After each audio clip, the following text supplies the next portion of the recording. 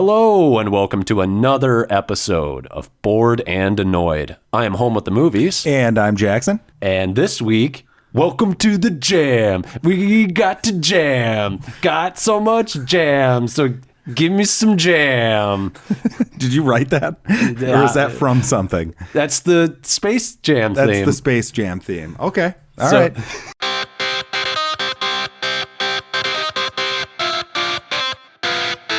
Bored and Annoyed. First off, though, the Lions won last night. Right. So, oh my good God. for them. Unbelievable win. I didn't expect. It's funny, too, because they win last night. Because I was looking at the schedule, I think I said last week, I was staring down the barrel at 0-5. And now I'm like, we can beat the Cowboys next week. And then we get the Packers at home. And that's a winnable game from what I've winnable. seen. Yeah, this is... so congratulations to the Lions, first win of the season, and it was a decisive win. It was a decisive win against a team that has a reputation of not having that happen to them twice in a row. Right. So now the Jaguars lost to the Titans this weekend after beating the Patriots. So maybe the Patriots are, although we tend to say that when they lose a couple games and then they win like 10 in a row. It's the same thing every season when they're not like 13-0. Yeah. You're just like, maybe this is the season they fall off. It's never that season. I'm not going to believe it. They got a couple injured players that they're going to come back, and Tom Brady's going to get it going again. Yep. I mean, how many more seasons can we expect Tom Brady to keep it going? He claims he can play till he's 45. He's like 41 now, I think. I think... I don't want to say you can take him at his word, but I mean, the previous, like Brett Favre being like the one who sort of went into their, 40s. I feel like Tom Brady takes way better care of himself. That's true. And he doesn't get hit as much. Yes. He doesn't pick his painkillers that he threw up in the toilet out of his puke and re-swallow them like Brett Favre. Yeah, as you do being a star. He's the gunslinger. He doesn't send dick pics to the local reporters. He's just a kid, Jackson. Yeah, that's true. Just a kid enjoying the game. We'll see. I mean, he didn't look very good last night, but they didn't have anyone besides Gronkowski to really throw the ball to. So right, but just really good for Lions fans. It was great. Painful loss for the Packers. Yeah, I thought that they would win that pretty handily too. I did too. But I think we're seeing what they might be this season without a fully healthy Rodgers. Yeah, he was limping around a little bit. Yeah. But, I mean, you got Cobb with a bunch of dropped passes. There was one drop to Kendricks or whatever down the sideline that was like, holy shit, you can't throw a better ball. Yep. Yeah, what are you going to do? And then the defense, those young secondary guys aren't very good either. They're not good. And then Clay Matthews again with a roughing the passer, which that rule needs to be changed today. I turned off the game after that happened because, I mean, if you've been watching football for years, you sort of get a feel for the game.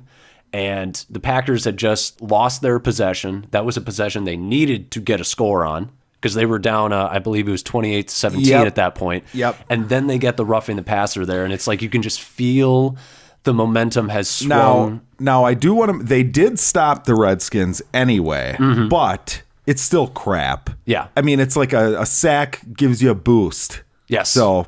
Yeah, it's... But yeah, I don't know. I think that rule needs to change. It's just stupid. I mean, everyone sees it and thinks it's stupid. I was watching it at like a Packer viewing party a buddy of mine was having, so it was just filled with Packer fans. And they all just, like, when they saw the yellow, just exploded in rage. And then a few of them, to your point, there was another TV in another room playing. Tiger Woods was playing well in golf yesterday, so they would rather go watch that. Yep. Which that's a bad sign for the NFL. Yep. So I don't need the aggravation. Right. Is where I'm at in I'll my just life. sit and watch this nice golf game. I don't have to worry about, my blood pressure. Penalty. Well, and the fact that there's so many penalties, and a lot of them in that Packer game were the right calls, like corners were getting handsy and holding and whatever. But it's a big, huge factor of the game. Right.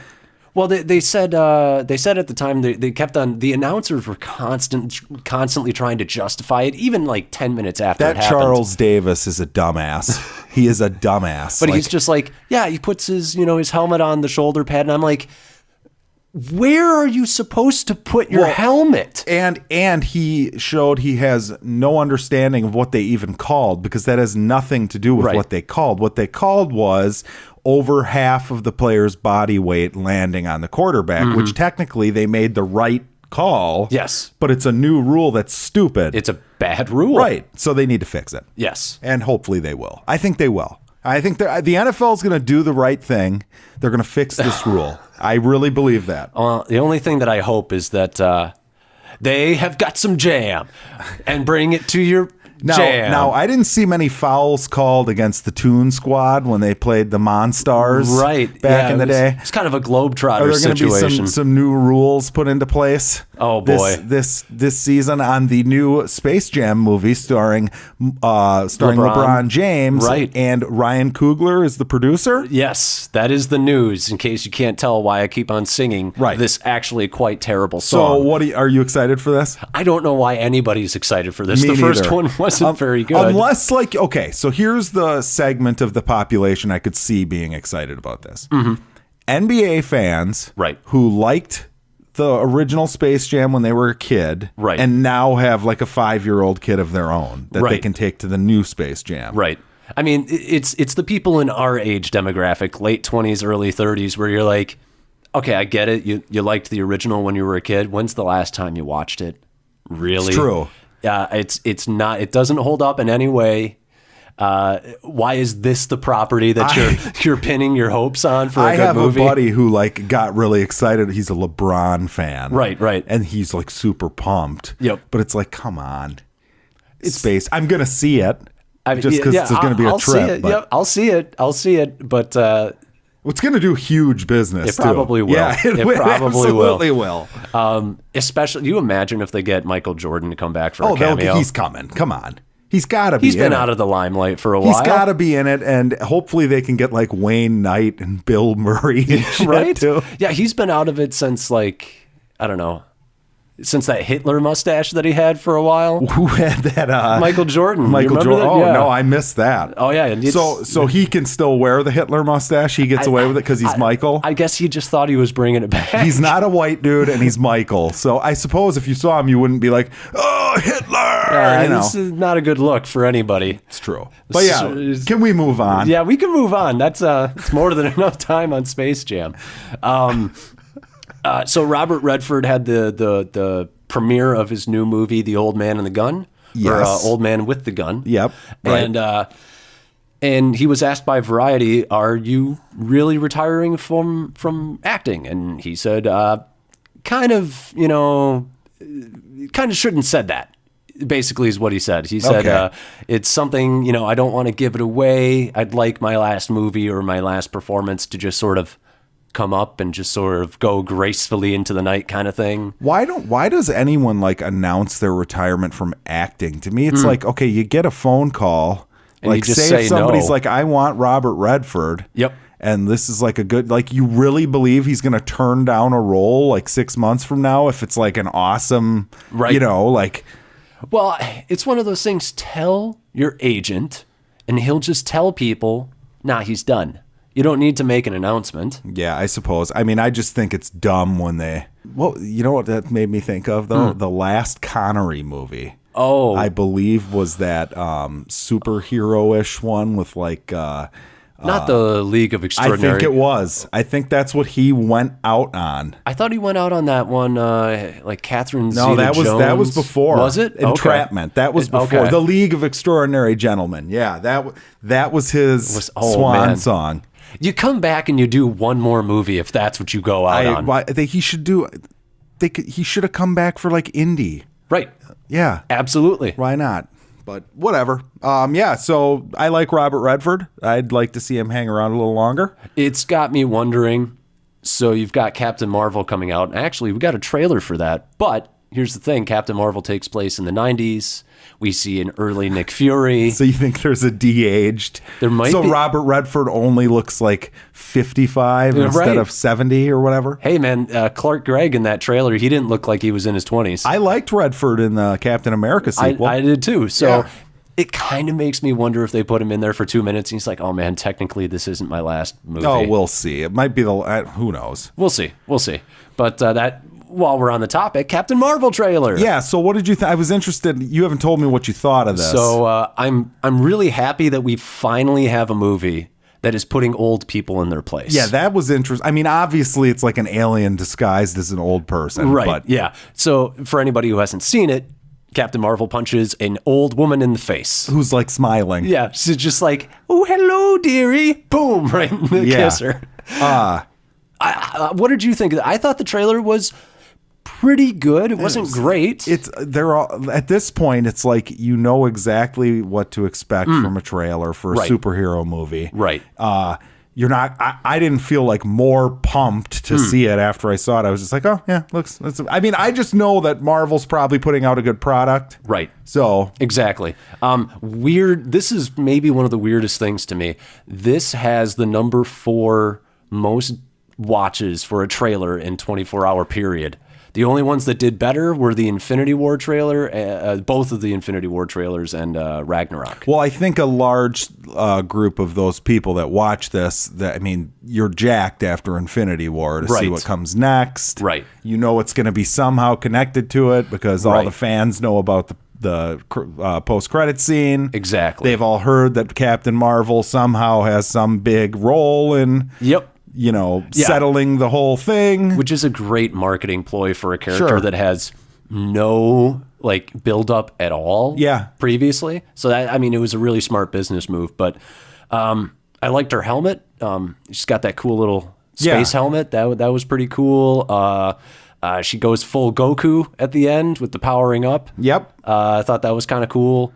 I liked seeing you got the Cary, which is who she's with in the movie. You got them in their soldier uniforms. It's kind of nice that that's the origin of her suit. I feel like it makes more sense than just hey, I came up with this really flashy costume. Sure. Probably my favorite part of the trailer is maybe the beginning though, starting out with the blockbuster, and then they happen to be in the action section, which I thought was kind of nice because they're supposedly taking. I only watched it once, and what came up, what kind of drew me in was the de-aged Samuel L. Jackson. Oh yeah, I forgot that bit. That's great. Yeah, it looks great. good.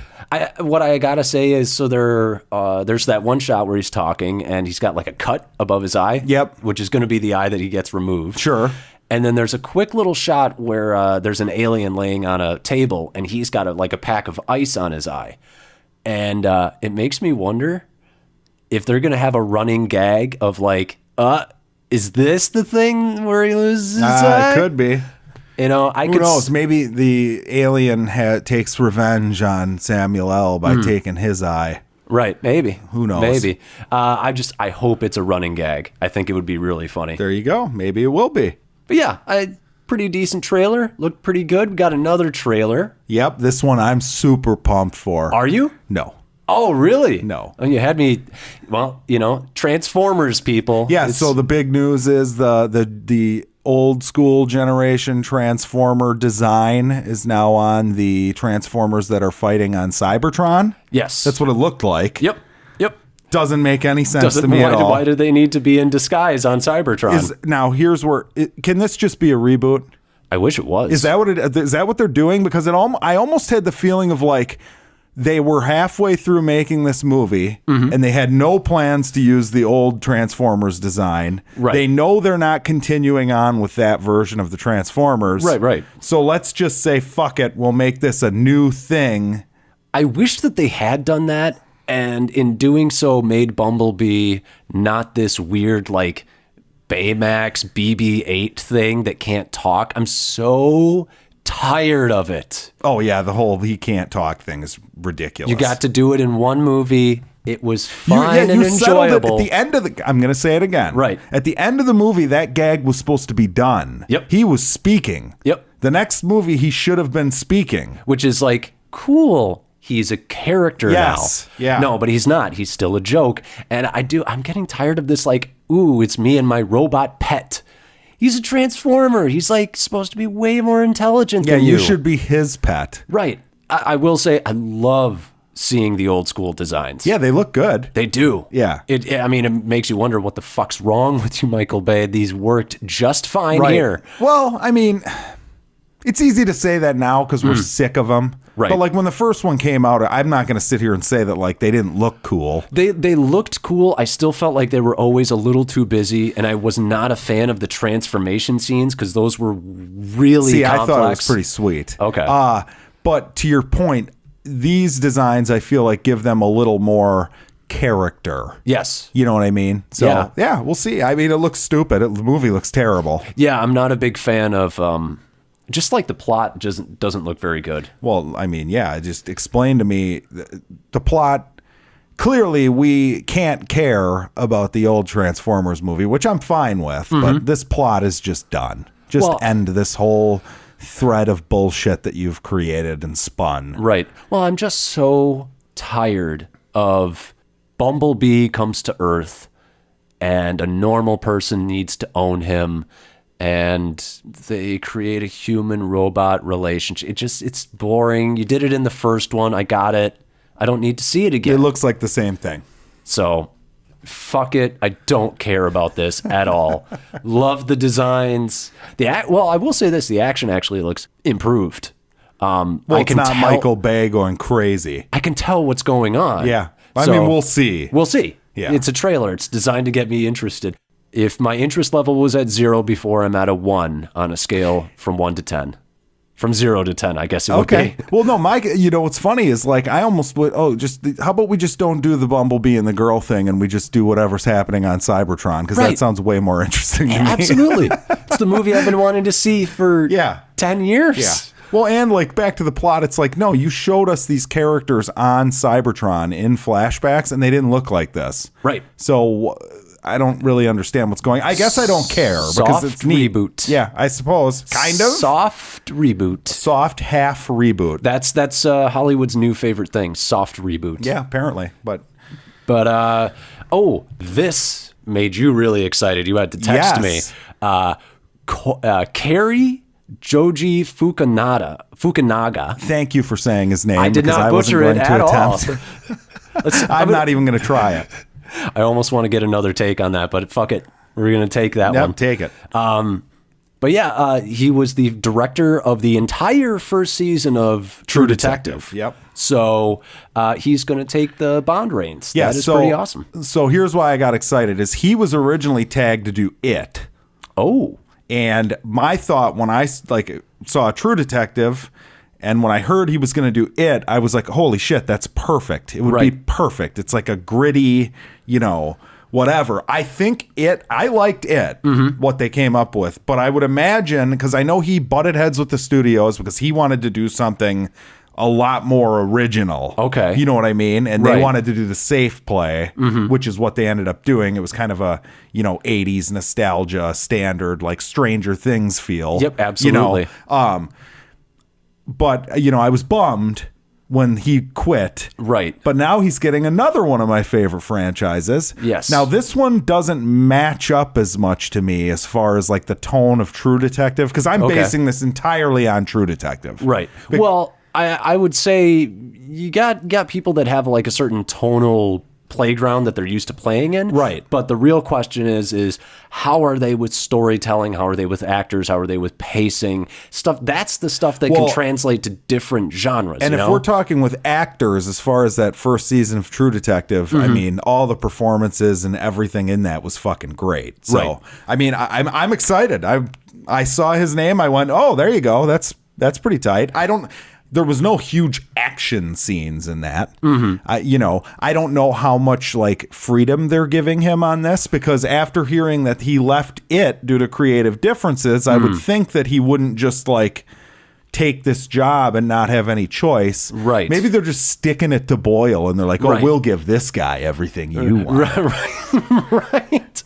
I mean, I wouldn't put it past somebody to do that. Right. Well, I mean, you got to worry a little bit because, I mean, if you lost one director for creative differences, and this guy's, like you said, he has a history of it. Yes. So we'll see. I am pumped because I've heard nothing but good things about True Detective. I've not watched it. Oh, God. The first season is amazing. The second season is a disaster. That's what I heard. Yeah. Which, when you hear something is great and then terrible, it doesn't make you want to go and check it out. No, well, it's worth checking. They're not connected. Oh, they aren't. No, it's just two separate stories. Every season of True Detective is going to be its own thing. It's almost like a serial, like it's like an American Horror Story kind of thing. Yes. Gotcha. And the new one's got the dude from the first season of Luke Cage, the bad guy in that, is going to be the star of it. I did see an ad for that, and I was like, you know what? Yeah, I love this actor. Hopefully they can bounce back, because season 2 had like Vince Vaughn as this like badass like villain character, and it was just terrible. It's Vince Vaughn. Yeah, it was terrible. But do we not remember when he did the shot-for-shot remake of Psycho? Psycho. Hey, that was the first time I remember seeing him. By the way, what is the point of those? What? The shot-for-shot, like, exact remakes. The Omen was the same way with Liev Schreiber. It was like, okay, I just watched was like, oh, I'm going to rewatch The Omen before I go see the new Omen. And I rewatched The Omen, and then I go to the theater, and I'm like, it's the same fucking movie. You didn't do anything here. Right.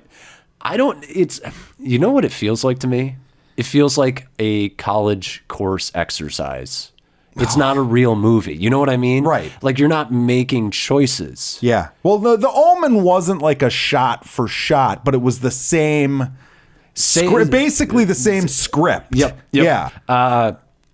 This got me ridiculously excited. Oh, boy. Avatar: The Last Airbender is coming to Netflix as a live-action series with the series creators, the original creators, on board as showrunners. All right, so here I have zero experience with this. Right. I haven't seen the Shyamalan movie. Okay. I haven't seen the shows. Right. I know nothing about this. I would say... Why should I be excited to watch this? Okay, so the thing about... Okay, so you're asking me to basically give you a pitch.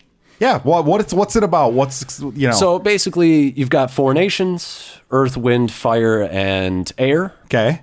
And they all can basically do special kung fu that allows them to control that special element. Sure. So it's like Captain Planet. Ish. It's got Japanese influence, so it's very Asiatic. So I would say it's probably one of the best animated series of all time. That's what I've heard. Because it can be for children. Kids will get it. But the parents, there's great character moments. The storytelling is very mature. Like, not mature in ooh, we say fuck and we have sex. Sure, yeah, no, that's not real maturity. Right. It's the depth in which the characters and the themes are dealt with. Okay. That's really impressive. But basically the idea is that there is an avatar who's the only person that can control all 4 elements. Okay. And they are also like a spiritual leader. And it's kind of like a reincarnation sort of thing, a new one. Every generation, one dies. The spirit goes to another baby that's born. Sure. And the last one was the last Airbender, who the Fire Nation decided, well, fuck you guys. Fire is better than everything else. So we're going to take over everything. They went and literally massacred all of the air nomads. So there's literally one kid who, Captain America's himself, gets himself frozen in an icicle. And he wakes up 100 years later after the Fire Nation has basically taken over the whole world. So he has to set everything right. Yes. Okay. Sounds interesting. It's a good show. Now, are they doing are they starting it over? Is it like an adaptation of what they already did? Yeah, it's a remake. Okay. So the thing is, the animation and the fight scenes and all of that is going to require a lot of money. So I'm hoping that it's a 8 to 10 episode. We really sort of cut the fat, which there isn't a ton, but we cut some of the fat and we make sure that the special effects and the fight scenes work, because that's one of the things that really didn't work in the Shyamalan version. Yeah, which I've heard is an absolute disaster. It's one of the worst adaptations I've ever seen, but it's also just one of the worst movies I've ever seen. Okay. They whitewashed the main character, because one of the first things that the creators came up with was, there are no Asian superheroes at all. Sure. And they're like, well, let's just make a show inspired by Japan that has an Asian main character that is the Avatar. And they made that guy white, and they made the Fire Nation, which is basically magical Japan. They made them Indians. So they from just India. Fucked with the whole thing. They fucked with everything for no reason. And I was like, they say his name is Aang in the show, and in the movie they call him Ung.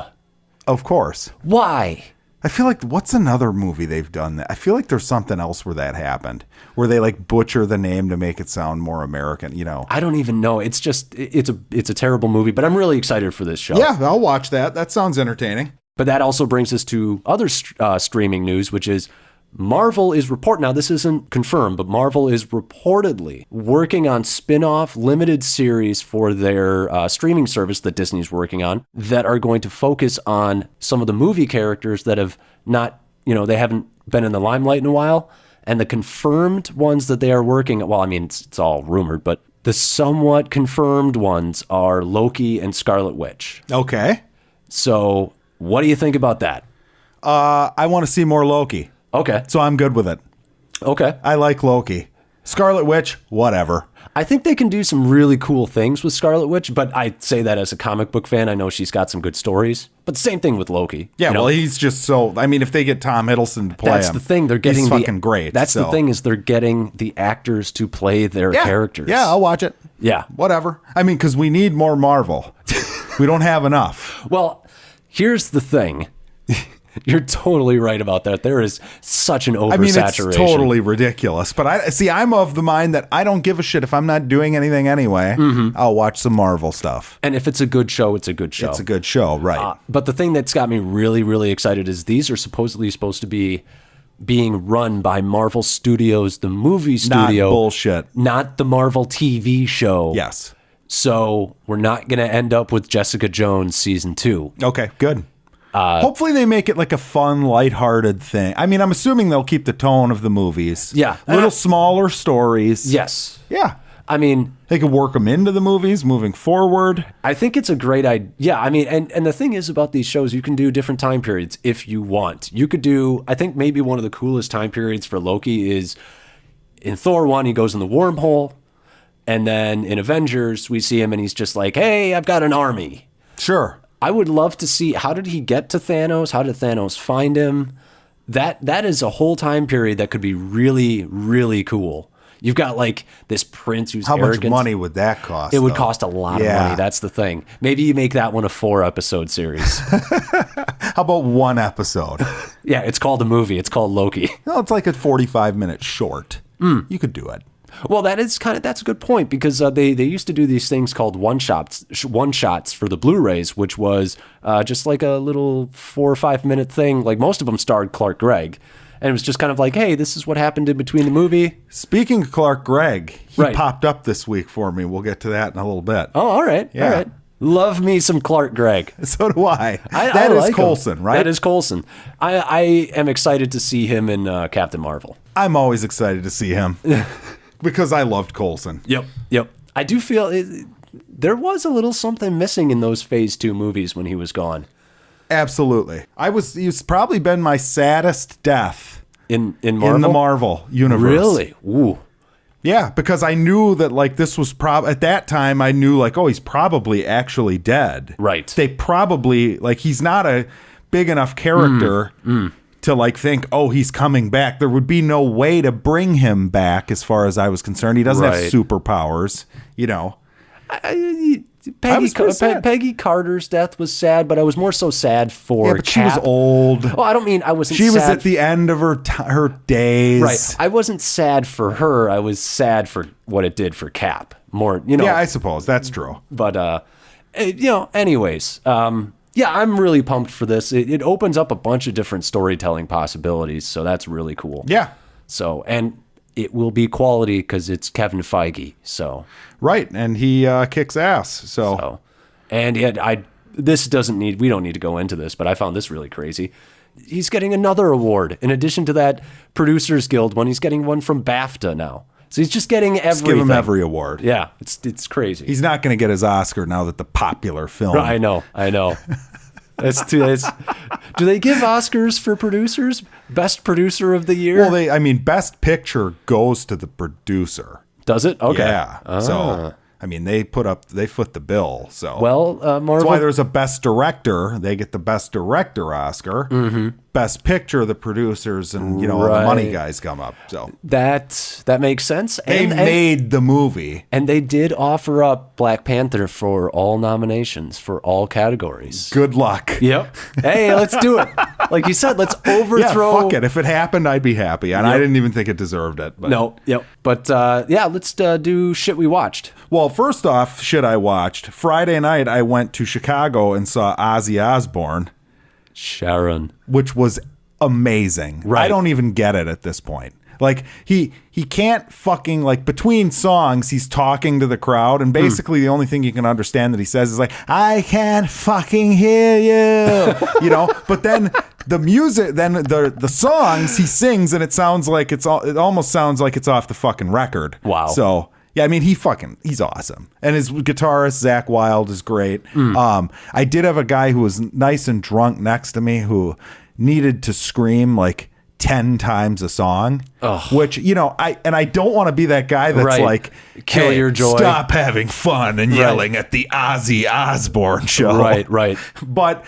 But yeah, maybe like once a song. And he would time it too. Like he'd get excited when a guitar solo was starting. And you'd like, no, I don't want to hear you in my ear screaming. Right. I want to hear the guitar, I'm one of those guys, if I'm honest. I don't do the woos and I don't do the This was like a high pitched. I don't do I hate. It's weird to me that dudes do the woos. That's just a little I do weird. some woos, like a Lions touchdown or something, but. Well, if you're doing the nature boy, woo! Yeah, okay. If you're doing that.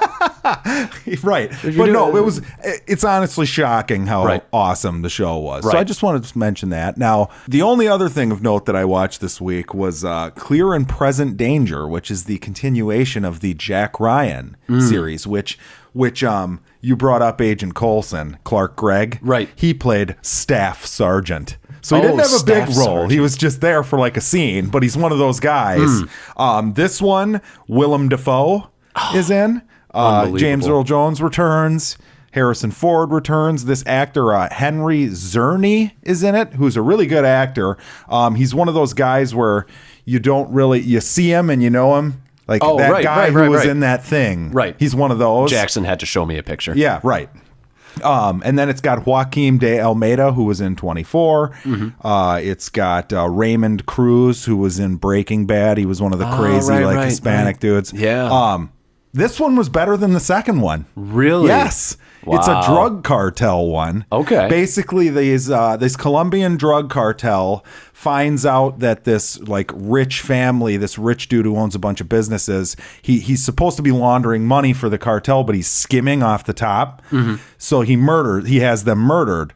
But the problem is they were friends with the president of the United States. Okay. So now the president has like he's got a personal attachment. He's got a vendetta. Right. He's got a vendetta. Now, basically what happens is there's a like intelligence guy who works for the cartel who's from Cuba. And there's Jack Ryan, who's the intelligence guy here. So it's kind of a battle of wits between. Ooh. Yeah. Now, the CIA, some like assholes within the CIA basically are given like a nod from the president to just go ahead and go in there and fuck these cartel people up, but don't let them know it's America. So Jack Ryan is trying to stop that. Okay. Yeah, really good. Another excellent Jack Ryan movie. Really? I mean, they're just fucking good. Like, there's a couple action scenes that are very 90s. Like, there's one that's like a car chase through Colombia that's like, wow, if they did this now, they would make it so much better. Right. Because it's just so utterly ridiculous in this. You know what some of my favorite things from the 90s are? Like, when they do those explosions and, like, it happens, like, on a semi or something. Yes. And the side just kind of comes out and it's one of those like weak ass explosions and like it almost looks like the semi's made out of cardboard. There was some of that. So these like a couple of these SUVs they were like driving in. It's like a convoy that they're going through and somehow the Colombians know and they're not supposed to and they don't expect it and basically they fire like missile launchers at these fucking and couple of the cars get hit by the missile launchers Whoa. and they continue operating. Oh, I mean, those okay. are some those are some really, really strong SUVs. They don't make them like that anymore. Well, if you think that's a doozy, wait until I get to my section. Oh boy. But yeah, the music is really good in this too. I believe it's James Horner, I want to say. Oh, James Horner is good. Yeah, he did a couple of and those old 90s movies, like those action movies, like I miss that when that music is like the orchestra kind of stuff, and you're just sitting there like nowadays this would be like a X gonna give it to you, like no, that's what I'm thinking. Like obviously not for this movie, but it's always action scenes seem to have like bumping rap music over them. What action movies are you watching? I'm thinking Mission Impossible 6 with the yeah, I suppose you're right. Yeah, but that's a theme. That's from the 90s. Right. You know what I mean? Like, but I'm just they saying, can't change that. I'm thinking like Fast and the Furious. Yeah, and you're thinking like early 2000s action movies. I don't know, man. I mean, there was something that we saw this week that did kind of have what you're talking about. Yes, there you go. But I feel like that's not the norm. I mean, well, it depends on the audience they're shooting for. So in a political thriller, maybe not. You might be right. Right. But the point is, it's like this really operatic, like, like there's a lot of emotion to the music. Right. But again, like this Joaquin de Almeida guy, if you are 24 fans, you'll know him as Ramon Salazar from the 3rd season of 24. Salazars. The Salazars. But yeah, he was great. And all the performances are great. Like the bad guys, that Henry Czerny guy I was talking about, he's excellent. The president's kind of a douchey actor. I didn't really dig him, but they're performance-driven movies. He's the president. And I didn't dig They're him. all douches. Yeah, that's true. Yeah, so he played it down the line. Perfect. Yeah. But yeah, it was good. I highly recommend these Jack Ryan movies. I will be checking them out. You should. Still, Hunt for Red October is the best out of the 3 I've watched really? so far. Okay. Yes, hands down. I know you won't like this, but guess what James Horner made for one of his soundtracks? The Amazing Spider-Man. Now, here's the thing, though. Yeah, but that movie, when I came out of there, I wasn't like, oh, that soundtrack pissed me off. Right. Now, I would actually say the music was actually pretty decent. I don't remember it. The theme, the main Spider-Man theme in that movie was actually pretty decent. All right. Because I think James Horner he's just really talented. Yeah, well, it's great in these. Yeah. I mean, even like the title crawls, like you've got it just feels so 90s. It's wonderful. But yeah, what'd you watch? So I got 2 TV series. I finished The Good Place. Okay. Kristen Bell is great. Okay. Her comedic timing is ridiculous. If you see her in like Forgetting Sarah Marshall, which was sort of my first exposure. Her. My first exposure to her was Forgetting Sarah Marshall. And so I was like, oh man, she's just a bitch, which is stupid. It's a character. But I mean, she plays a bitch amazingly. Kind of like me with Laura Linney in The Truman Show. Exactly. That's a sign of a good actor, it's right? It's a compliment. True. I'm going to say that. I called her a bitch, and it was a compliment. It is. But it's like Joffrey in Game of Thrones. I mean, you ever hate anybody that fucking much? I mean, how good was that little shit? Yep. And the little, he got handed those bat gadgets, and he was never the same. Right. Yeah, that's true. But no, continue. So Ted Danson. Ted Danson, I love Ted Danson. I do too. I feel like Ted Danson is like what John Krasinski will be in 20 years. Well, maybe. I feel like they're they're both affable. They're both funny. You got to see the one with Nick Offerman and Ted Danson, the Hearts Beat Loud. Oh, yeah. I do want to see that. That's a good one. Yeah, I do want to see that. But I mean, it's a really good show. Here's the thing. The first couple episodes started out at an amazing clip. Like, I was so impressed. The humor was coming so fast. You can kind of tell it's one of those sort of like, we're not a streaming show, so the quality comes in certain points. Sure. There's like sweep. And there's a bunch of episodes, right? And 12, I would imagine. 12 for that's this not season. bad. Yeah. 13 for the first season, 12 for this one. So the pacing is always really good. It's not as good as the first season, and the first 2 episodes are flat out amazing. Okay. And then it settles into pretty good. But it's a good show that you hope is around for a while. Season 3 is coming up soon, and guess what? I am coming back to network TV because of this show. Really? Yes. Big network TV tomorrow night, Oh, what's This that? Is Us oh, returns. Jesus Christ. So I'll be crying and giving my weekly This Is Us update on man. this show. So now Walking Dead will be replaced with This Is Us. Did you hear about the director of This Is Us? He went out and directed a new movie and called I heard like it's terrible. Yeah, This Is Life or Life as It Is or something like that. This is Us. This is life. Oh, I mean, No, it's like another life itself. Life itself. Yeah, it feels same amount of syllables as This Is Us. I don't think that format works in a feature film. Probably not. No. But he went out. He was so pissed. He was so pissed. Oh, is he mad that it got shit on? Yes. He's basically he did the whole like Brie Larson. I don't think there's enough. There's too many white people. Oh white my males. God! Shut up. Yeah. You know who the main audience is of this fucking This Is Us show? Are like white women. Yes. Yeah. Yep. I said femen. Femen. White femen. Yes. Like me. I feel like a femen when I watch that show. But it's just I hated it. I was like, I don't ever want to see your movie based on that. That That's does such make me. I mean, I was like, when I saw that it was from them, I looked at, I was at a movie with the fiance, Right. the fiance, and I was like, oh yeah, I suppose we'll have to go see that. And then like, when I saw it was like 9% on Rotten Tomatoes, Right. I'm like, yes, like, get out of jail free card. Saved by the Bell. I just don't think. So This Is Us is very manipulative. It manipulates you over time, Right. into like feeling for all this shit. I don't think that's doable in a 2-hour TV show Probably or a not. 2-hour movie. Probably not. I could be wrong. Apparently the acting is really good, but Variety went out and decided to sort of do like hey, let's do a counterpoint argument to your statement that it's white men who don't like it. And apparently like there are a lot of female critics and, critics of color who didn't like it. So it's like, fuck you. Maybe it's just not a good movie. Right. But anyways, getting back to my viewing. I started another Marvel show. Oh, Jesus fuck. No, you didn't. No, you didn't. Can you stop it? Can we talk about like Ozark or something? I did. I started another Marvel show. Which one?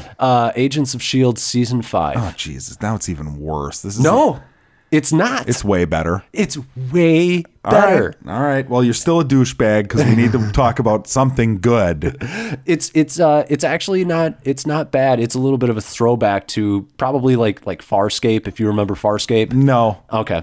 No, but I know what it is. Okay. Yeah, it's like because like this season they're in space. Okay. And that's kind of the cool thing about Agents of S.H.I.E.L.D. I've sort of followed it. It's not a great show, and it hasn't been a great show, but it's actually better than most of the Netflix shows. Yeah, well, that's not hard at this point. No, but like every season is kind of like a what if scenario. Like last season, they were in like a computer simulated program like The Matrix. Okay. And they had to like take on like a super smart AI, and that was kind of like the storyline for that season. But not only that, it's like there are many seasons, many arcs within the seasons. So that AI one doesn't run the whole season. Okay, so there's a few different stories you'll get to see play out in their entirety. And because of that, the pacing works really well. Okay. And the effects work, I would argue, probably in the first episode of this season. There was more effects work in this one episode than there was in the entirety of Iron Fist Season 2. Okay. So it's definitely got a bigger budget. How many episodes per season? 22. Okay, see, this is where I'm in trouble. Yes. Yeah. Yep. All right.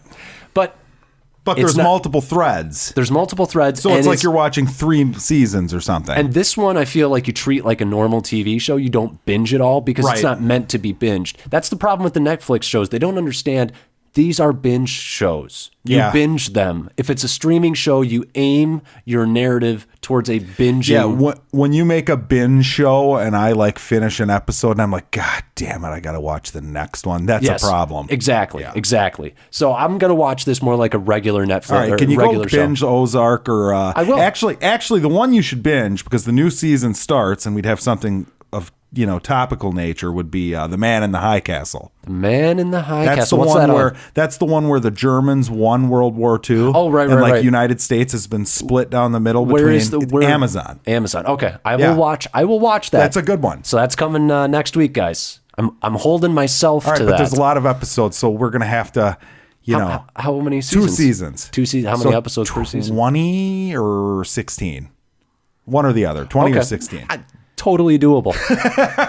totally doable. I forgot. You're like me. Yep. You come home and watch the television. I watched all of Stranger Things in one night. There you go. So There you go. but I got one more viewing. Oh. One more viewing.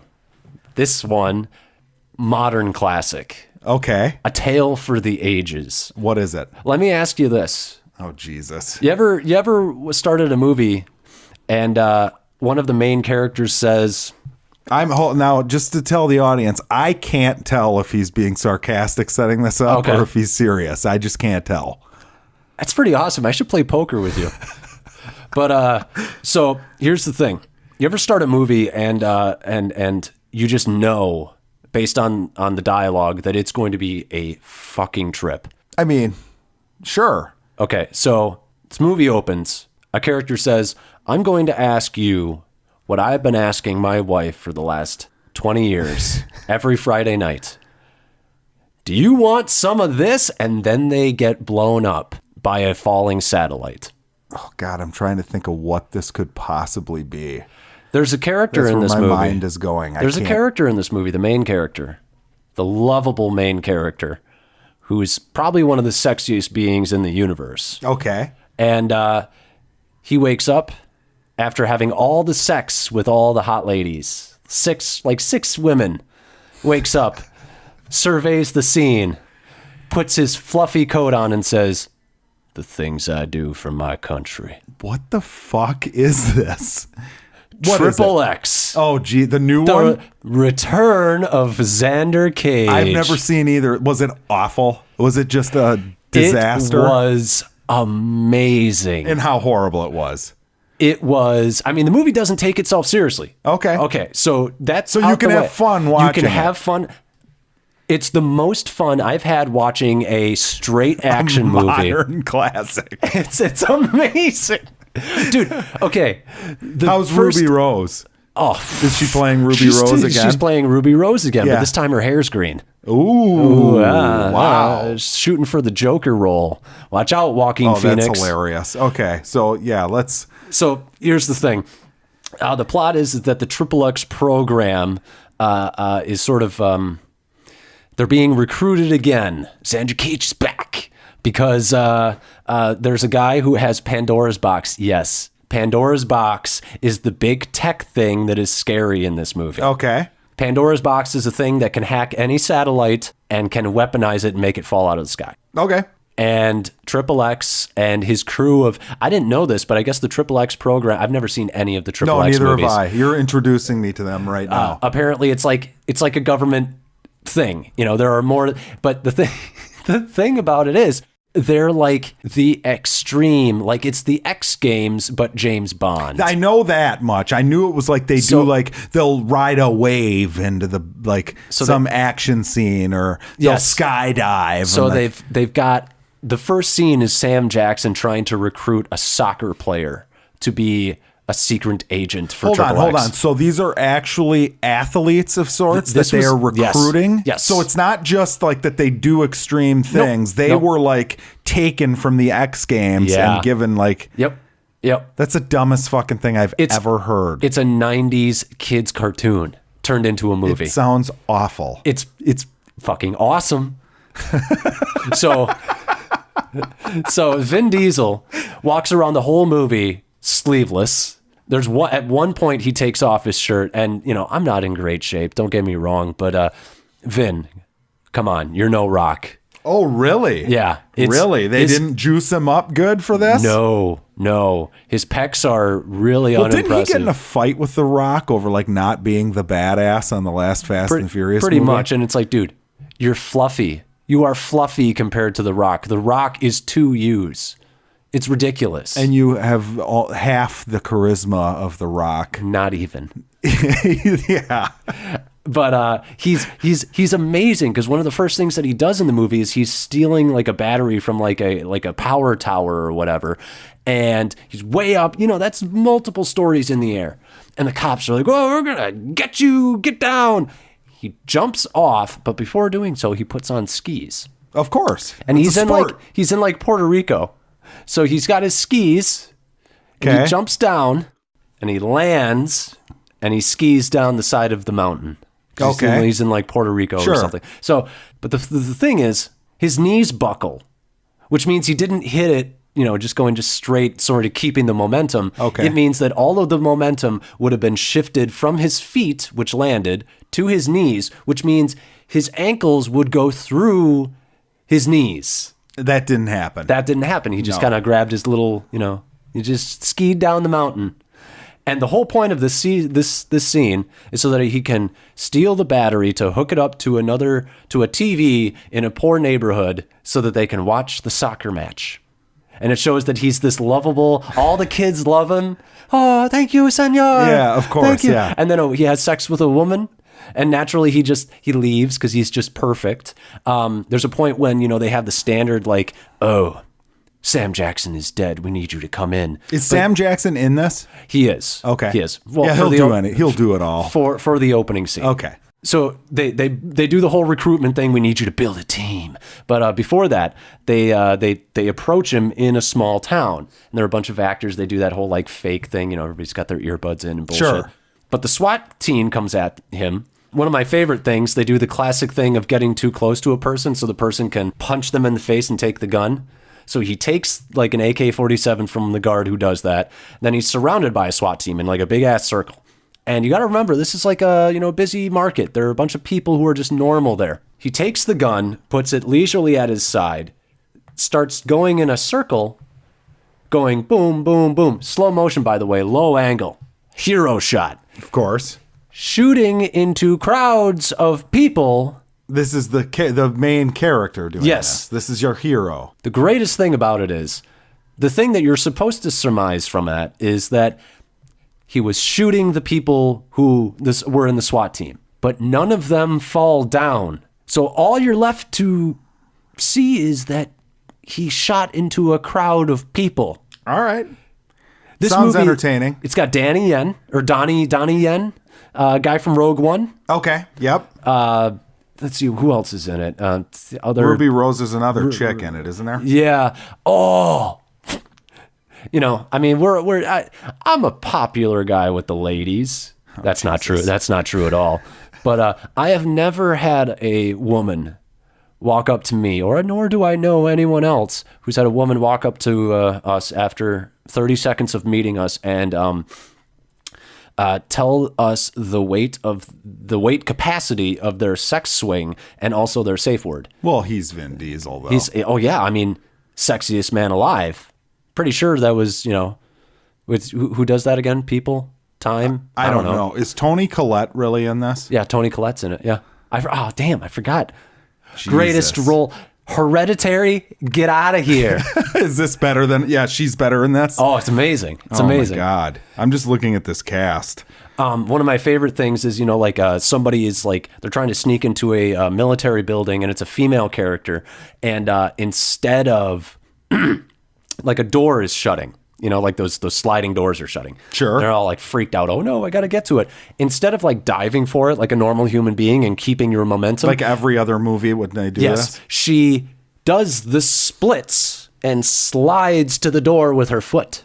Okay. Yeah, that doesn't make much sense. Why would you do that? It's amazing. It's amazing. It's an amazing... You have to see this movie, Jackson. I might watch this one. I might watch them all. You have to see this. I might watch them all because there's one with Ice Cube as the star, I believe. And that sounds just great. Oh, that's... By the way, he comes in the third act with no setup. Okay. Well, comes in with a rocket launcher. Sounds great. They're fighting on a plane. Last thing I'm going to say about the movie, and then we can get to more important things. What could be more important? You'll see the movie and you'll realize that nothing else could be more important. They're fighting on a plane. And he's fighting like the big, like the rival guard, guy. They're fighting in the bathroom of the plane. The guy like shoots out the hole, or Vin Diesel punches out the hole of the toilet. So now there's just a hole in the plane. And we all know what happens when you have a hole in the plane. Pressure problems. Yeah. You just get sucked out. They are not sucked towards it at all. At all. Like there's no difference There's in the no inside difference air pressure? in... The masks don't drop or anything? No, nothing happens. All right. he kicks him out because earlier in the movie he was like, oh, I was doing the math, and guy's like, oh, what math? He's like, the math to see how much it would take to shove you down the toilet in here. And then Vin Diesel sticks his head out the plane, which, by the way, they still were talking to each other after this hole has been his created. head is out the plane like a cruising altitude, like way up in the fucking air. Oh yeah. Like that one woman who just died like a few months back. The window got broken and her head got sucked out of the airplane, and they pulled her back in, and she fucking died. Yeah. Like that? Yes. But he didn't die. No. He looks out. He kind of just does like a kind of like you're just like looking out the school bus window, and he goes like, "It's gonna take 2 flushes." It's perfect. It sounds amazing. It's amazing. It's amazing, dude. I've never been more excited for a Vin Diesel movie. It sounds great. It sounds like if like the movie with Nicolas Cage we watched last week were really bad. Yes.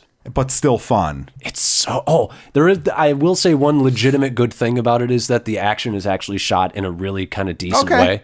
The skateboarding sequence where he takes the battery is flat out. It's shot really well. It's just you kind of wish you cared like about the characters. I mean, involved. You don't care, but they're not characters. They're caricatures. There you go. You don't care about. Speaking of that, yes. Should we just let's just get into the main event? Assassination Nation. Yes. What did you think of this? Well, first, let's do a quick plot recap. Okay. Basically, there's a group of 4 girls. They live in Salem. Salem. Yeah, Salem. No foreshadowing there.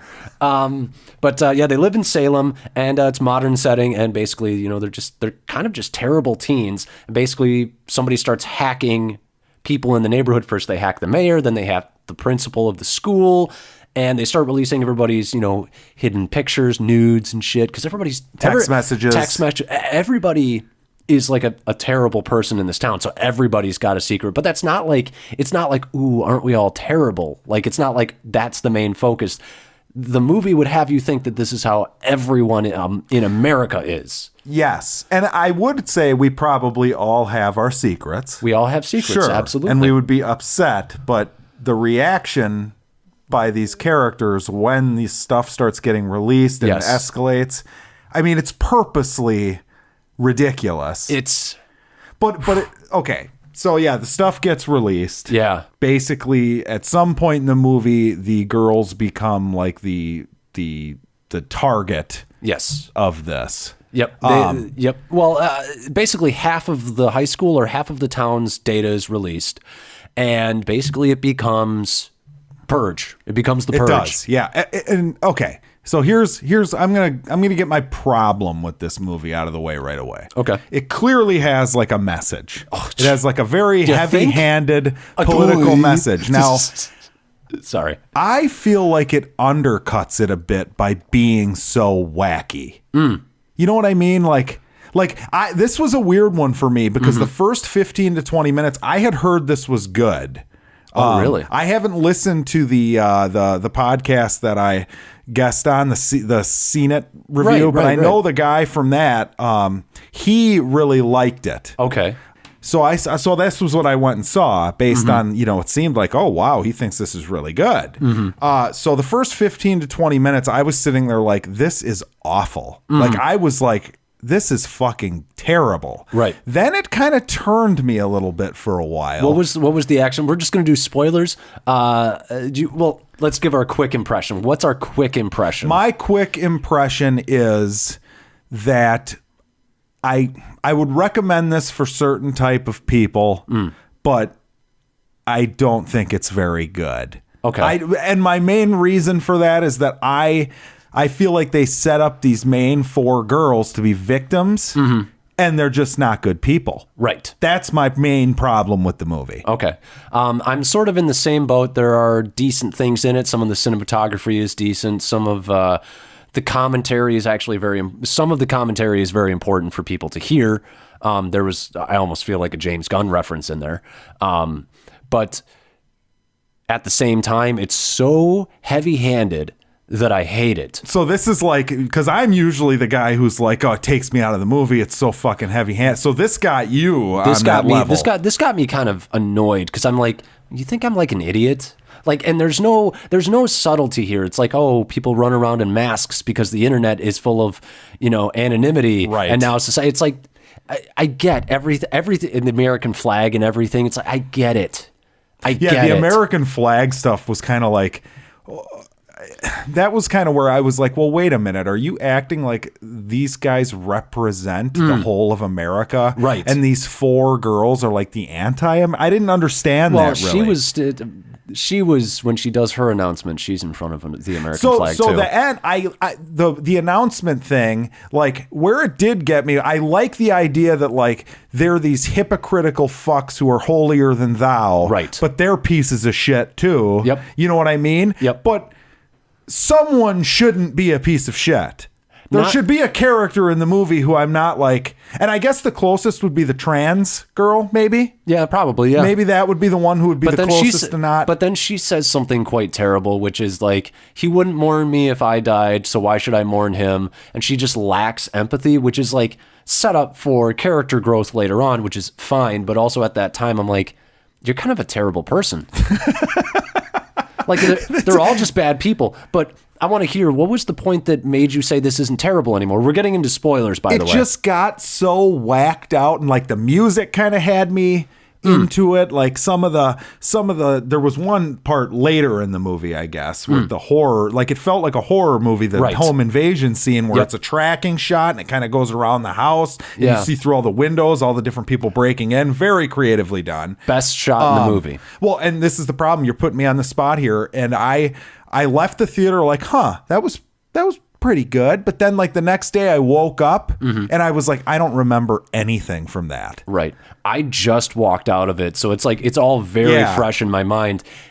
It's not subtle. None of the characters are likable. Well, it's not supposed to be subtle, but right. But if that's, but it's very off-putting as to not like how not subtle it is. Well, it opens, just to give you a little bit of a idea of how ridiculous this movie is. It opens with like a warning, like showing like this movie has this nudity. Trigger warning. Yeah, trigger warning. Yeah. So it's got nudity. It's got this. It's got, and the trigger warning thing is stupid to me anyways, because it's like you're not like offending the crowds that usually would have like a trigger warning thing associated with them. You're going after the other team, in my opinion. Right. Well, here's the thing. Whether anybody wants to admit it or not, everybody has a trigger. Sure. Things that right, piss you off. Right or left. Yeah. You've got your own triggers. Sure. I guess that's true. So I just, the reason that I say the subtlety bothers me is that none of the characters feel like real people to me. The closest one is the main character that the jocks are cartoon jocks. The Bill Skarsgård's character, the guy who played Pennywise, the boyfriend. Yeah. Yep. Yeah. He's a cartoon character. Oh God, the cheerleader who's like, if like I got a 42-year-old guy who just buys me things on Amazon, because he likes my Instagram, and if I just make people happy, it's like whatever. But I see. Okay, so that was a scene that got me turned towards it because I'm like, okay, this is kind of funny that they're making fun of. This is how these people can talk sometimes. You know what I mean? Right. I mean, and I can get it. And I loved seeing her hit over the head with the baseball bat. Yeah, it was pretty good. Yeah. It was pretty good. Although that's another one where the American flag came in and I'm like, right. What is this, you're getting so heavy-handed here that I feel like you're just, this is a reach. Well, with all like the sort of like, I mean, let's be fair, basically. The people who start putting on masks, start taking guns out, start brandishing the American flag and all that shit. Yep. They are meant to be the Make America Great Again They're people. The 4chan Trump. Yes. And then you've got your 4 main characters. One is transgender, and they are basically meant to be the liberals. And it's in that regard, it really like the bothers. SJW. Yes. Oh God, what's the Antifa. Right. At the end, it's like an Antifa versus, white nationalist. Alt-right. Yeah. And it's so stupid because there's no characters in this movie, that's all you are. Right. You're either the Antifa lunatic, right, or you're the fucking, lunatic, woman-hating, racist, and whatever. they don't offer a solution for that sort of binary way of looking at people. It just boils everybody down to the worst possible versions of themselves. Correct. Or the worst side. And it's like, it's so off-putting because basically it's advocating for like a civil war at the end. It kind of is, yeah. And I fucking am so tired of this. Like, you're a right-leaning person, I'm a left-leaning person. Sure. We sit down every week and we talk. Right. Fuck you for thinking that like all hope is lost. Yeah. Like, well, and I'm sorry, but like if I were more like a left-leaning person, I would see this movie and be like, please don't have these main characters represent us as the good guys because they're not good people. Exactly. One of the big things in this has to do with one of the main plots is basically the main character sent like nudie pictures to this person she talks to named Daddy. Right. So come to find out, Daddy is this guy who lives near her, who had her Joel McHale. babysit the kid, Joel McHale. Right. And she sent these nudie pictures to a married man of a child that she babysits and is seems friendly with the guy's wife. Yep. Okay, now I get it. This doesn't mean she should be dragged out into the street and beaten to death. Right. But this doesn't also mean that she's just like this. That's not a good quality. Everybody keeps saying like, I'm a good person. She keeps saying it. Then there are the people who are like, we're good people and we won't be embarrassed anymore or something like that. That's what like the, MAGA people or whatever are supposed to be saying. And it's like, none of you are good people. Like, this is fucking ridiculous. None of you are good. And that's basically what the movie is saying. If it's smart enough to know that's what it's saying, which is that everyone is terrible. But I think the messaging here, like the main character, she's a high school girl. She goes out with like her midriff showing, like very scantily clad, as one would say. Yep. And I understand, this is one of the point being like, just because someone's dressed like that doesn't mean that like you don't get to harass them or whatever. Exactly. But at the same time, like these same people that probably like applaud this message probably wouldn't feel good sending their own daughters out to high school looking like that. Right. Am I wrong? Am I reaching? You're not. Nope, you're not. And I love the fact like there are some important conversations, like I said, that happen in this, but one of my favorite things is, so that's leaked. Everybody finds out that she was doing this, sending these to a married man. And so there's this hunt to find out who this terrible woman is. They find out it's her, then everybody knows it's her.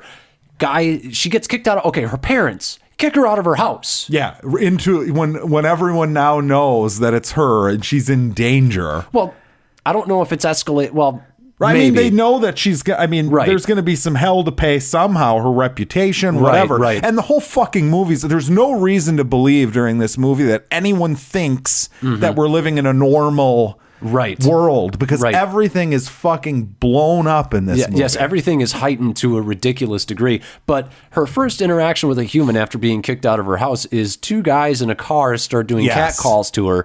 Then one pulls out a knife as he's recording her, calling her a slut, and who's going to want that, vagina after. I mean, thank you, Alec. Hey, we mark this explicit. Yeah, but the thing is it makes me really uncomfortable with sort of like how everybody talks in this. I kind of liked that scene though. See, this was where I kept on waffling between like, okay, this is utterly ridiculous, and then going like, well, they did get a shovel to the face. You know what I mean? He got a shovel to the face. I find it totally and completely unbelievable that somebody, I find somebody heckling her on the street believable. Yes. I don't find somebody pulling out a knife, chasing her into a back alleyway with a child behind him.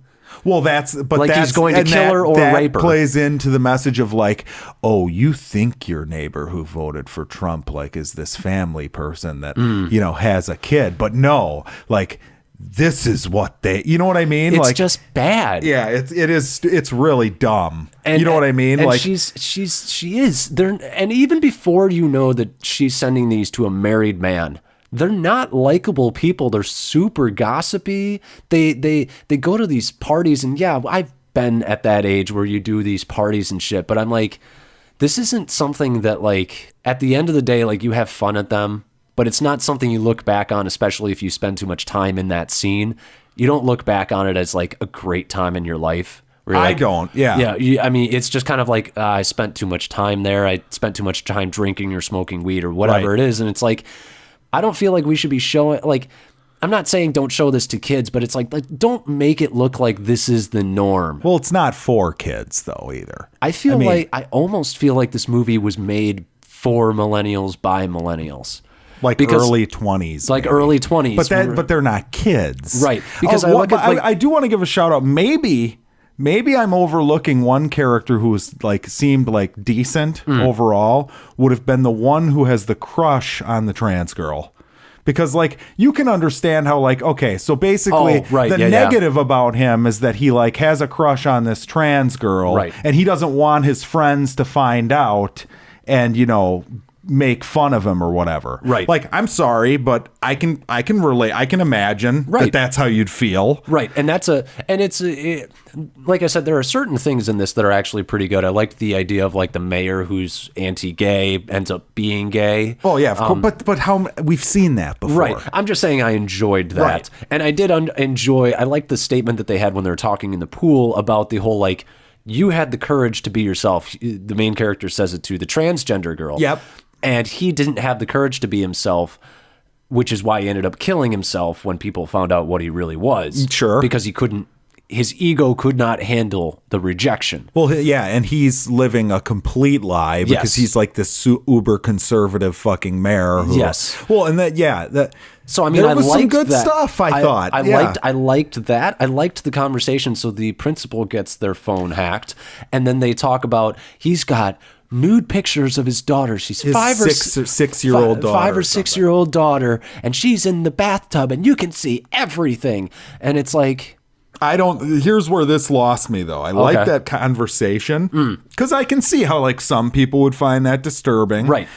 But this is just it. Like, I understand there's, like, nuance here where, like, both people probably have, like, their decent place they're coming from. One person's saying, like, look, like, it's just the kid. You're the one sexualizing it by turning it into that. But then the other one's saying, like, yeah, but we do live in a world where this is the case. Right. So you need to, you know, whatever. And then it loses me because it's like the fucking side that thinks this way are just lunatics.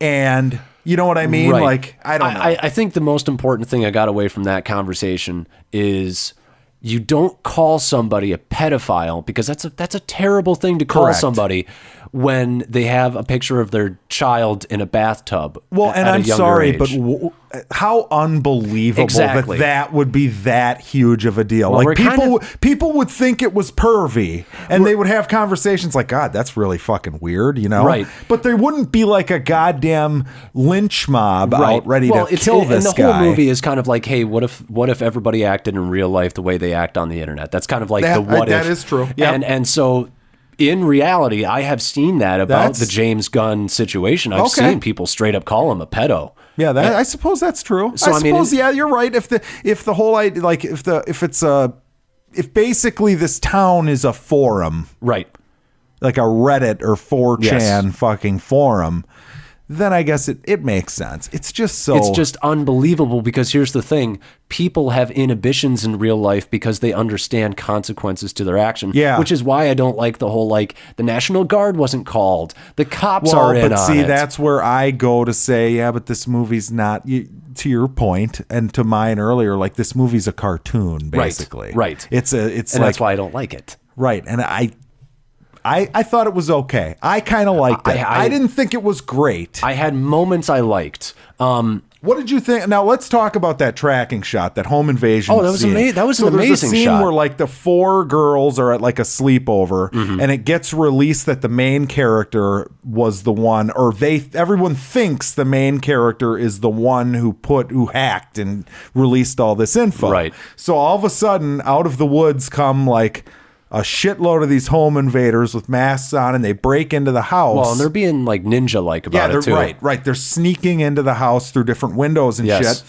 And the way they did it was to kind of have the camera in one take on the outside of the house. Like it'll zoom in on a window. You'll see what the girl's doing in there. It'll go zoom upstairs. out. And then you'll see someone sneaking in through here and capture the one girl. Like, it was very well done. It was a very well done horror movie scene, I thought. Yeah, and that was one of the things that I was kind of all over the place on the movie. I didn't feel like it quite knew what kind of movie it wanted to be, because then it became an action movie after that. They got the guns, and they just saved the day with the guns.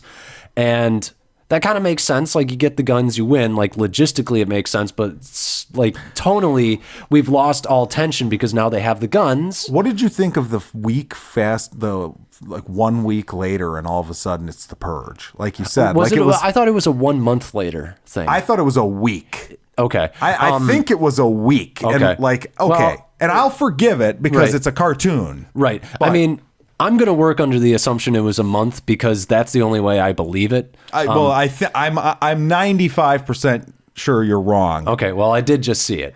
I mean, we're gonna let's Google it. That's discover fine. this. I don't care if I'm wrong. I just, let's just get it right. But I will say this.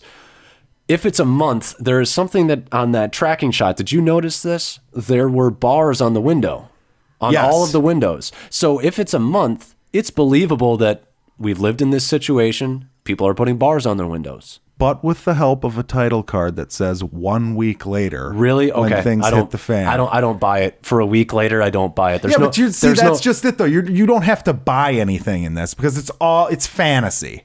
But it's selling itself as the real world. It's just this is what the message of the movie, this is what the internet is like. That's the message. Yeah, but is it selling itself as the real world? I mean, it's a fictional town, although the United States it's represented in it. I don't know.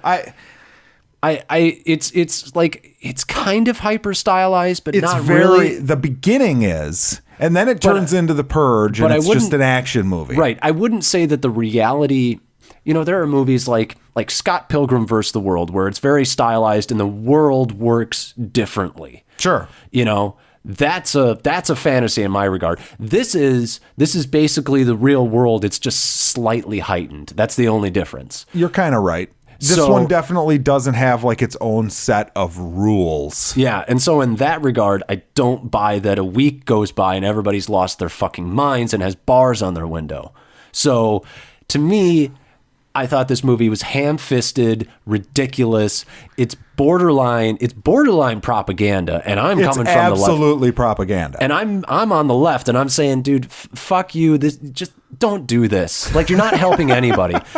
You're not. I kind of like this, although I'm one like I don't. Not to say that you're offended by this. That clearly isn't where you're coming from. No. But yeah, I mean, if anybody knows me, I'm more of a right-leaning person. But if I didn't like movies that had a left-leaning message, then I wouldn't like movies. Right. Because most of them do, I would say. Right. And this one certainly does. Yep. And I kind of enjoyed it. I thought it was clever at times. I just wish, my main wish they could have fixed this fucking movie is give me likable, relatable main characters. That would have gone a long way for me, and I wish that's my main gripe is that I hated everyone in this movie, including the main characters, because it's like you're all bad people. Yeah. You don't get to say you're a good person. I understand that just because you make one mistake doesn't make you a bad person either. But when that's like the constant thing that we see about your character, and we don't see you interact with somebody in a good way, really, I don't like you. But the other thing is like go just a smidge further with sort of the cartoonishness of your world. Like have I don't want to say like Suicide Squad type things, but like have like lettering come up, have text come up, be a little bit more comic book like almost. Yeah. To the point where I'm like, okay, I can take it now because it's very aware. Well, I thought it was also a little pathetic at times, the way it was like, hey, look how edgy our movie is. Right. Like that opening where they give you the trigger warning, like this movie's going to be edgy. You know what I mean? It's just like, okay, we get it. It was, if I were to label it in one word, it's try hard. It was very try hard. It was very try hard. It was very pat yourself on the back. You made an edgy movie. Yeah. You know what I mean? Yep. You made an edgy movie that like people who see the people you're sending this to they agree with you for the most part on your message. Yep. So, well, how are you being edgy? Yep. Because we have other movies with violence. It's just more of the echo chamber bullshit that I just get tired of. And I hate the ending because the last line in the movie is, "Why did you do it?" Oh. For the lulz. Fuck. I kind of you. like that. I kind of like the idea that like this internet troll who just enjoys getting off on people, you know, like the whole the foreshadowing where he's like, "Hey, did you guys see that video on the internet of the family getting eaten by the lion?" Right. Yep. And the family's like, "No, we didn't see that." And they don't make that a big deal at all. That like their kid is watching a family get mauled by a lion, and the kid's just like, "Pretty cool." Yep. And that's the end of the scene. That's the culprit. Yep. Okay, so I love the fact that they got the dad from Stranger Things to be another ineffectual dad. Even the parents were awful. Yeah. Like, just terrible Just people. terrible. Yeah, everybody's just a terrible person. It's like, well, God, and like, I'm sorry, but like, they're trying to make you mad at the parents for a scene because they're mad at their daughter for sending. Yep. Like, okay, they take it over the edge, but like, no, every parent would be pissed. Yep. What parent wouldn't be pissed? But then you don't kick your kid out of the house. Right. But the point is they're saying like, oh, these unaccepting, like I took it as like, oh, these unaccepting parents. You know what I mean? Where it's like, are you fucking kidding me? Like you would be pissed. You would take it out on them. You would punish them in certain ways. You send them to their room or whatever. You would come up with a way to try and fix your child's behavior because clearly something is wrong. But also you got to look at it as she's an 18-year-old kid. Is she 18 at this point in the movie? Yeah. Okay. Kids make mistakes. Right. Now, here's where, like, I'm assuming the relationship with the guy started before then, though, because she said she was babysitting at like 15 or something. Yeah.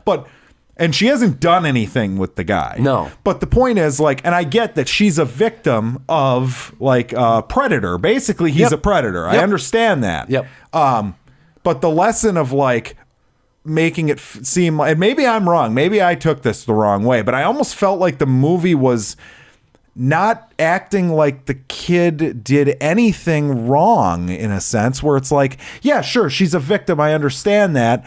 But if you're parents and you catch your daughter sending fucking nudie pics to a 40-year-old man, you're not just going to be like, "Oh, honey, I'm so sorry." You're going to say, "Wow, I'm really pissed and I'm calling the cops on the fucking asshole sending the pictures." Right. But what the fuck are you doing sending these pictures to the, you know what I mean? And I don't feel like it at all handled that in a way that was not a fucking cartoon. I'm sorry. Right. I mean, it's just like you said, like these aren't real people. Yeah, they're cartoons. exactly. And I just feel like there is something. I feel like the person who made this I feel like they're just not super emotionally mature. Like they look at things very, very simplistically. And I don't know, going back to what you said about like, she's doing the wrong thing. Now she is a victim, but she's also doing something wrong herself. Correct. The question is like, does the movie think that she's doing something wrong? I didn't feel like it did. I don't think it knows. Yeah, that's where the movie kind of lost me. Like I said, and all you had to do was give me these, like everyone else could have been fucking loony cartoon characters, but give me this one anchor in the movie where I can really like, and I'm not a female clearly. So maybe I'm missing something. It's totally possible. But give me one anchor in the movie where I'm like, wow, like if she made that mistake, she's admitted to that mistake. Right. She didn't admit to the mistake because she was afraid of being thrown out of the house, which is kind of the way they played it. But just because, like, wow, I have an arc. I'm learning that there are, I'm not my whole like hippie rebellious, because that's the character. Everything's about being a rebel. Right. She draws naked pictures in school. Yep. She wears the skimpy clothes. She does this. She does that. Yep. And at no point in the movie is like, is it brought up that like, at that age, like, maybe everything you're doing isn't correct. I don't know. Yeah, I'm not sure that she has much of an arc because she basically just goes from kind of sort of being edgy in school with her nudie masturbation pics, or drawings, sorry, to basically being a little bit more overt about it and creating a video that says, "Fuck you, all of you crazy people. And that's it. But she's still edgy. She hasn't really learned. Well, yeah, it's anything. hilarious too to me. Like, I'm sorry, but that scene where like the principal calls her in and talks to her, it's like, well, no shit, you're in trouble for that or being talked to about that. I kind of like the principal's not wrong for being like, hey, don't draw nudie like pics. Some parents don't want to see a picture of someone finger banging themselves in their fucking history class. Right. You know, and even though he's completely right in that, you know, he's got a really sort of nice thing that he says in that, like, this is high school and what you can say is sort of limited. Correct. And it's kind of like a business. Like, you can't say anything that you want when you're at a job, period. But they don't play it as like, they don't play it for the audience like, to be like, oh, he's right. He's right, exactly. But I also think that she brings up some nice points about sort of like, you know, like female expectations. I really liked her sort of thing about like her in-depth analysis about sending nudes. Never mind the fact that like, maybe just don't send the nudes. Maybe just don't take the nudes. Like, that's like the big takeaway for like the generation that's younger than us, people in their teens. Just don't take the nudes. That's true. Just don't do it. Period. That would be the smart move. Yeah. But she does go on she does have a little speech about, you know, and I didn't like a lot of the messages in the movie. I'm like, oh yeah, that makes sense. Like, you know, whatever. It's just like, okay, we'll make it a little more make me like the main character, please. Right. And make the statements a little more subtle for me. I will say this. I hate that we started out the movie with narration. I'm not a big fan of narration. I find it to be, a lot of people in screenwriting consider it just to be tremendously lazy. So I was not surprised to see that this was written and directed by the same person, because this is a passion project. Yeah, well, clearly. So, I mean, like, I hate, and it's also sort of the, Dan Harmon, the creator of Rick and Morty. He's a great writer. He also did Community. He's a really smart guy, and he's just basically like, he wrote in one of the Rick and Morty episodes, like, I hate the whole, like, 3 weeks later flashback thing after doing, like, you know, your interesting story. It's like, fuck you. Why don't we just start with the interesting thing? It's kind of let's just start at an interesting place instead of like. I don't want to beat up on this movie for being. I don't want to beat up on this movie for being like not subtle and like crazy and whatever. But at the same time, like, yeah, you can do that. For me, it boils down to like, I would still recommend this to someone who's like in our age range. Okay. Clearly, you're not going to send your parents to go see this. If they're like 60, this isn't going to be their cup of tea. But, I mean, it's nothing about it is ugly to me as far as the way it looks. I thought the music was good. I thought the overall message was pretty good. Just give me a better main character, please. That I like. If she would have died, I would have felt nothing. Nothing. It made me realize that I kind of hate some of the modern music that's going on. Now, the music that was used later on in the movie for like the action sequences in certain parts, like when they get the guns and shit, I was like, this is pretty good. Like there was some good shit at the end, but I got so tired of the hip hop shit. I kind of liked it. I was not. I mean, it just felt like, hey, look at us, we're teenagers in decadence. You know, like. But I mean that. But everything about this movie was excess. Right. You know. Well, and that's kind of why, like, just for you to know about me as like a critic and a person, Wolf of Wall Street, I found tremendously unenjoyable. Really? Yes, and that's the same thing. It's a movie about excess, and I find movies about excess to be tremendously annoying and aggravating. Sure. Because I hate excess, and that's the point of the movie. But I don't like movies that make me angry. So what's your final grade on this? I don't know, D+, C minus. It's C minus. That sounds a little high for what you're. It's probably a D+. It's cinematography is pretty good. Narrative is not great. Dialogue is really not great some of the time. Some of the time it's really weird. I don't think the performance by the main character was bad. I just didn't like the character. No, I don't think there was any real bad acting except for like there was a weird point at the beginning of the movie with Joel McHale when he sees her for the first time that I was like, well, that was kind of a weird reading of that line. But other than that, like I was immersed in the acting, so it's okay. Yeah. It's okay. I'll give at it a best. C plus. I'll give it a recommendation. Okay. I would recommend this. This is a drunk viewing. But this is funny because I was sitting in the theater like saying to myself that I hated it and that I liked it every like 20 or so minutes. Yeah, I mean, it's a fucking weird movie. It was weird because I had a similar thing. I just ended up falling on the I just don't like this. Yeah. Well, because I did. There were points that I liked. That action sequence. I even liked that they got the action, like the guns at the end, and I just think it's funny that like I read reviews of this after I got back, and like you think about this, and it's like if people think that this took balls to make or something, right? I don't feel that way at all. Not at all. Not at all. No. This is The Purge, but for millennials. Yeah. Actually, I think that the second Purge and maybe even the first Purge I like better than this. Okay. And I don't think those are great either. Okay. But yeah, I think that's it. That's it. That's another episode of Bored and Annoyed. You guys can check us out at boredandanoid.com. Follow us on Bored Annoyed on Twitter, at Bored Annoyed. And hey, if you did like this, let us know why we're wrong on this one. Because I'd be interested, because I know there's people out there that really like this. Right, yeah. So, I mean, that's the thing about film is like it opens you up to discussion. And I am fine if somebody wants to, maybe, hey, Alex, you missed this, which invalidates the thing that you said. Or maybe, hey, we just see it differently. That's fine. Right. Let's just start a dialogue. You guys have a good one.